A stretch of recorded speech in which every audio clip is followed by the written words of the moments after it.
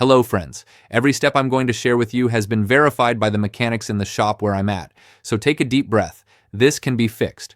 If your Cummins truck threw the P2509 code, don't panic. The first thing to know is that this isn't an actual engine failure. It's more like a warning from the computer saying, hey, the power that should be reaching the engine isn't stable. In other words, your ECM is complaining that the voltage is acting a little crazy. Many mechanics in this shop tell me this usually happens when the batteries are weak or the cables have corrosion or connection issues.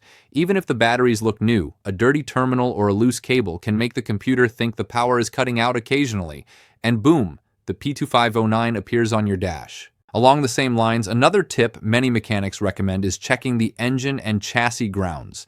Yes, those cables that go from the engine to the block and from the chassis to the battery.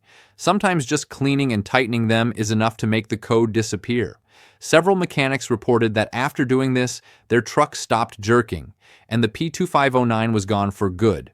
But beware, it's not always just batteries or grounds. Some mechanics have found that the alternator or charging system could also be the culprit. If the voltage drops too much while the engine is running or the grid heater is on, the ECM records a lack of power and triggers the code. That's why it's smart to measure voltage while the engine is running and under load. It's also worth checking fuses, relays, and harnesses that supply power to the ECM. Yes, it sounds technical, but many truck owners who came to this shop told me that a loose fuse or partially disconnected connector could be the reason behind the P2509.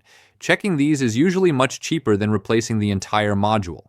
Finally, many mechanics recommend clearing the code and testing after making these corrections.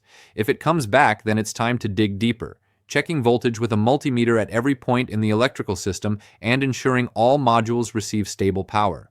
The good news is that in most cases, with healthy batteries, clean grounds, and correct fuses, the code disappears, and your Cummins goes back to normal.